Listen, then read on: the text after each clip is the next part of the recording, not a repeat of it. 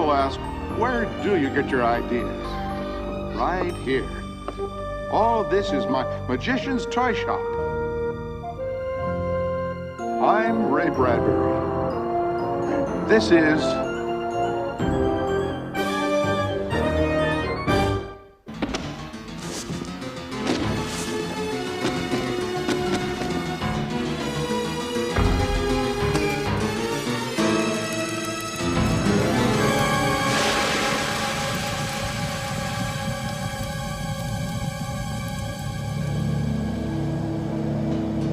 I'd been passing alone on horseback through a singularly dreary tract of country, and at length found myself, as the shades of evening drew on, within view of the melancholy house of Usher. Behold, Mr. Bigelow, the second house of Usher. Is it everything you wanted, Mr. Stendhal? Yes. Is it desolate and terrible? Very terrible. The walls are bleak? Amazingly so. The sedge we dyed it, you know. Is it properly hideous? It's beautiful. I had to work in total ignorance, you know. Thank goodness you had the means to pay for it all. Mr. Bigelow, it was worth every penny. Now that my job's done, Mr. Stendhal, may I ask what you intend to do with all this? With Usher? Haven't you guessed? No. Does the name of Usher mean nothing to you? Nothing. What about the name Edgar Allan Poe? No. Of course. How can I expect someone of your generation to know the blessed Mr. Poe? All his books were banned.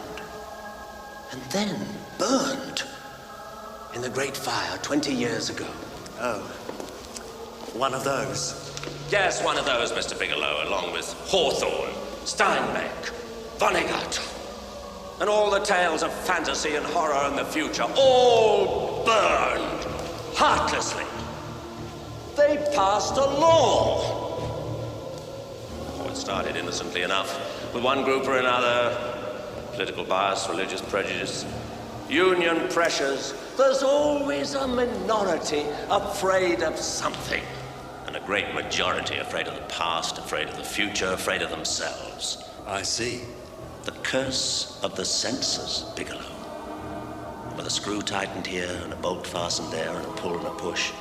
Art and literature are like a great twine of taffy, twisted into knots. So there's no longer any resiliency or flavor to it. The film cameras stop. The theaters are dark. The printing presses grind to a halt. I'm sorry.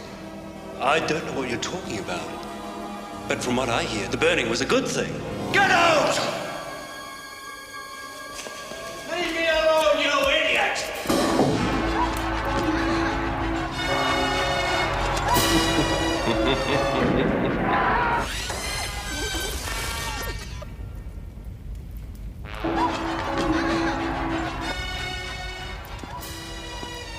Mr. Pikes, you are the greatest of them all.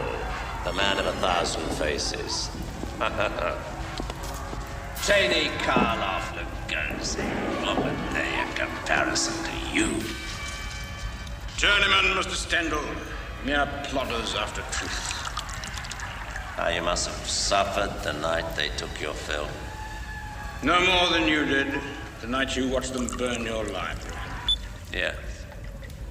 Mr. Poe, dead and burned and dead.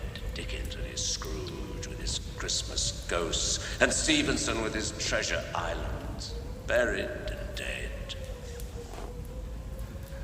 Oh, Mr. Pikes, that burning. Sometimes I think it has turned my mind. Nonsense, Mr. Stendhal. Never. You are as lucid as ever you were. To the house of Usher. House of Usher.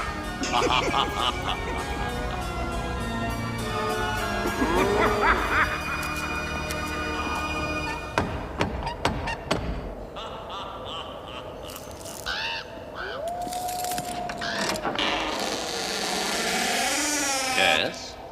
Is your name Stendhal? Yes. Garrett, investigator, moral climates. So you're finally here, you moral climate people. I was wondering when you'd appear. Word gets around. Soon everything here will be neat and tidy as a pin. Now suppose you tell me about this place, Mr. Stendhal. It's a haunted castle, if you like. I don't like, Mr. Stendhal. I don't like. It's simple enough. In this year of our Lord, 2125, I have built a sanctuary for the imagination. Come in, won't you? In this house, copper bats fly in make-believe attics. Brass rats scuttle in plastic cellars. Robot skeletons rattle in dreary closets. Robot skeletons? Vampires, wolves, phantoms, done with chemicals and ingenuity. I was afraid of that. We're going to have to tear this place down, you know. What a pity. I was expecting it, but I didn't think it would happen so soon. I would have been here earlier, but we at Moral Climates wanted to be sure of your intentions before moving in on you. I consider you something of a fool, sir, spending hard-earned money on a folly. It must have cost millions. Yes, it did. But I was left a lot of money when I was very young. I can afford to spend it as I see fit. We can have the dismantlers and burners here by sundown. By midnight, your place will be a memory. I know all about you, Mr. Stendhal. I've seen your file. You caused us a great deal of trouble 20 years ago, you and your library. My library.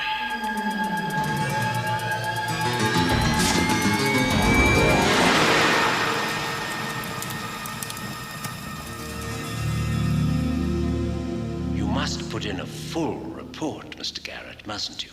Yes. Then come and have a look around before you leave. It'll only take a minute. All right. But no tricks.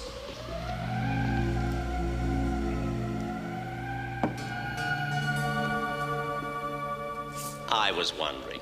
This place has only just been finished. Couldn't you let me play with my toy for, 24 hours?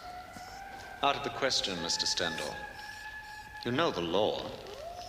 No books, no films, no houses. Nothing that in any way suggests ghosts, vampires, or any creature of the imagination.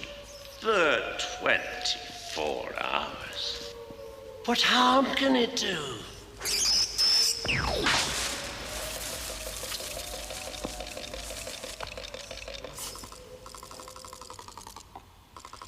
Amazing.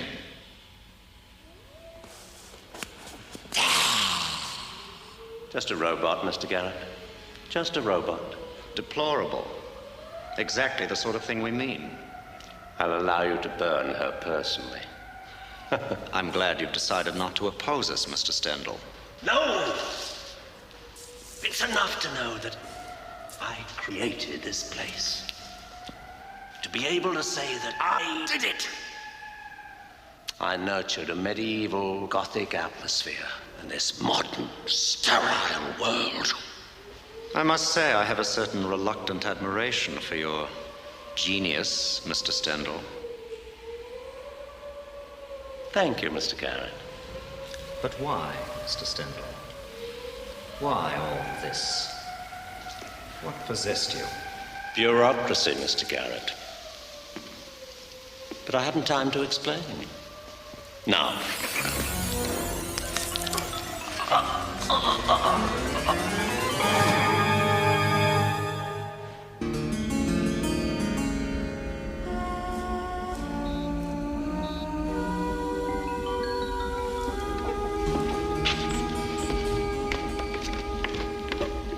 Almost ready, Mr. Pikes? Yes. Just let me finish wiring this upper quadrant sensor. There we are. Splendid job, Mr. Pike. I get splendidly paid for it, Mr. Stendhal. Spitting image of Garrett. Yes, but what do we do with him? Or better burn him. You don't want two Garretts, do we? True. You have your orders, Garrett? Yes, sir. I'm to return to Moral Climates and file a complimentary report on your complete moral and mental rehabilitation, and invite the members of the committee to a party to celebrate the fall of the second House of Usher, a symbolic gesture by the rebel Stendhal in recognition of the fact that fantasy is dead.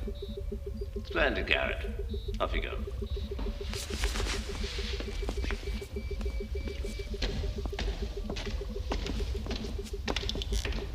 I think we're going to have a jolly time, don't you, Mr. Pikes? Considering we've been waiting and planning for the last 20 years, Mr. Stendhal, very jolly time indeed.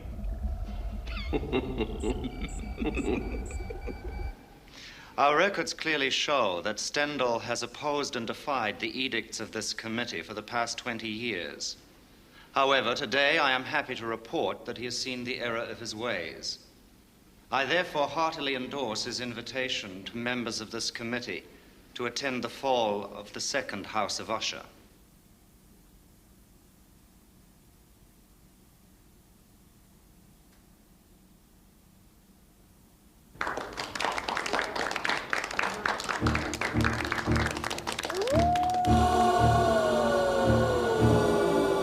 So this is the House of Usher.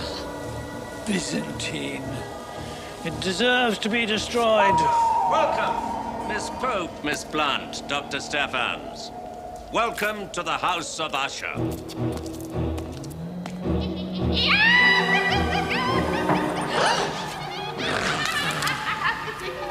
What is this, Stendhal? I thought we were here to witness the destruction of this place. In good time, Dr. Stephens, in good time. But first, a costume ball.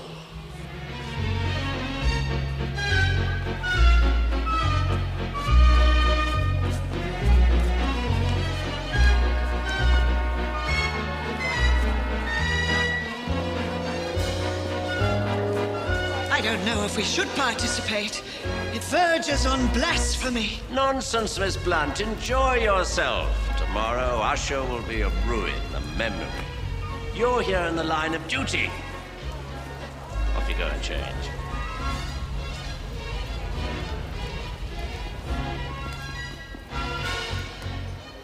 I've just cleaned out the incinerator. Look what I found. Garrett, Garrett. They've sent an android. I should have known he wouldn't be fool enough to come in person. They'll be sending the police along next. Our whole plan will be ruined.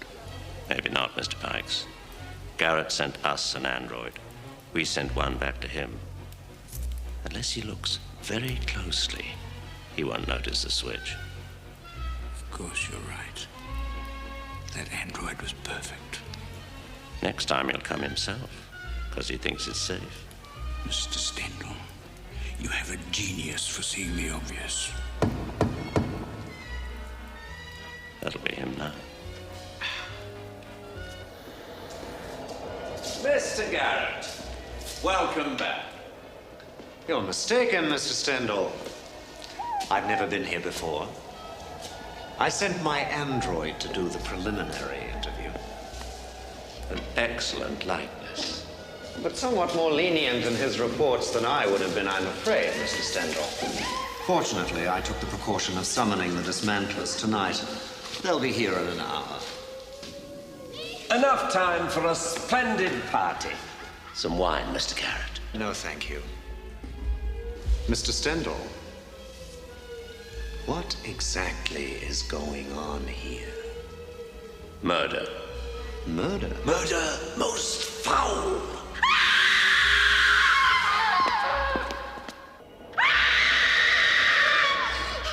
Mr. Garrett! Dad, thank goodness you're here. Call the police. Something horrible's happened. Miss Blunt's been strangled and stuffed up the fireplace.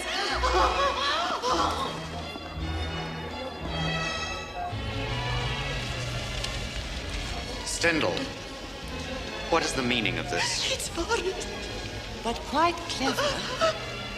Isn't it fun? Miss Blunt? Good evening, Mr. Garrett. But I just saw you. No, an android of myself. A clever facsimile. It's quite remarkable, isn't it? Don't cry, darling. I'm quite all right. You see, Mr. Garrett, party games. Enjoy yourself.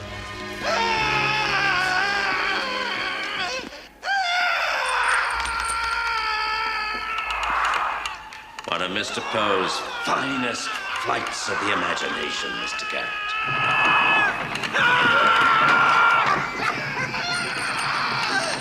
Is that me down there?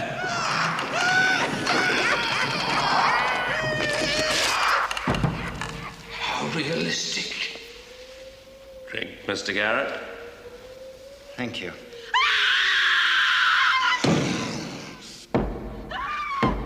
Aren't they marvelously inventive ways to die, Mr. Garrett? From all the forbidden books, you know. The premature burial, Fit in the Pendulum, Murders in the Rue Morgue. Books you burned, remember? I wish we could have burned all memory of them too, Mr. Stendhal. I'm sure you're working on it, Mr. Garrett.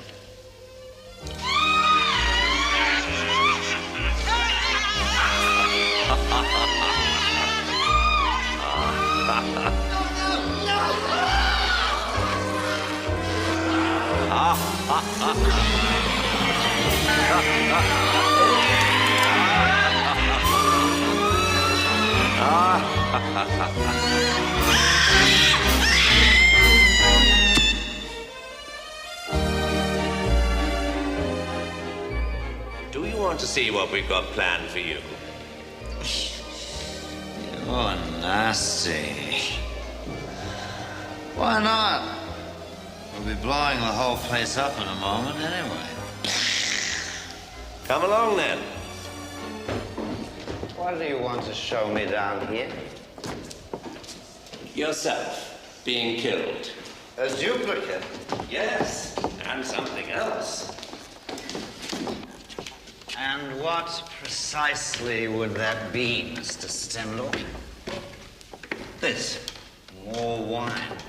Not just any wine. Amontillado. The what?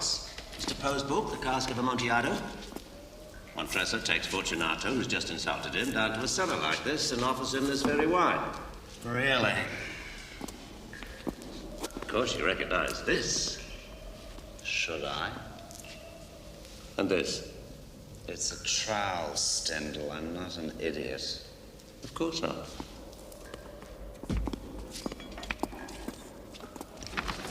What are you doing? I'm being ironic.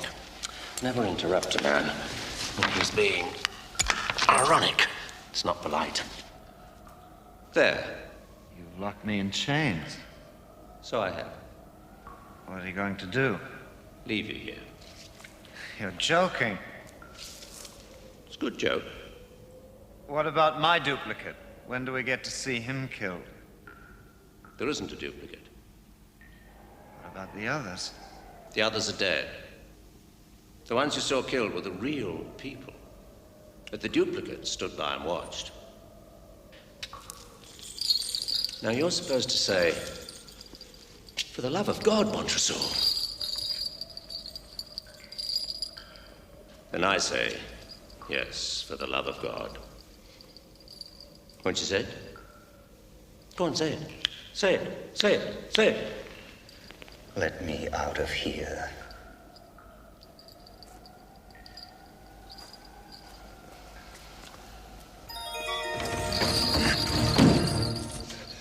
What are you doing? Walling you in. You're out of your mind. No arguing that point. You'll be prosecuted for this. Yes, sure.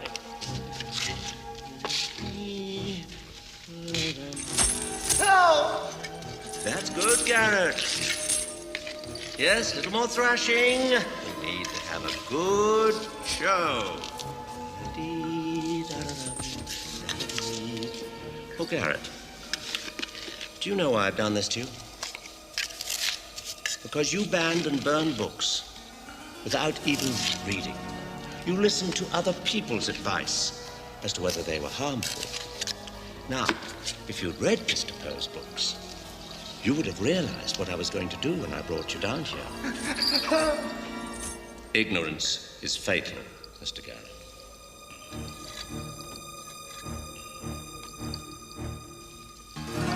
Jingle your bells softly. Now, would you please say, for the love of God, Montresor, I might set you free. For the love of God, Montresor.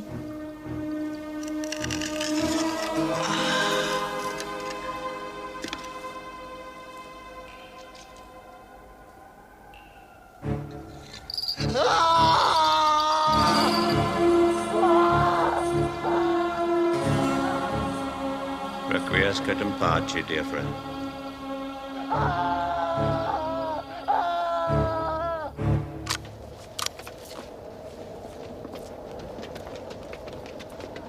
I want this place totally destroyed by midnight. Move!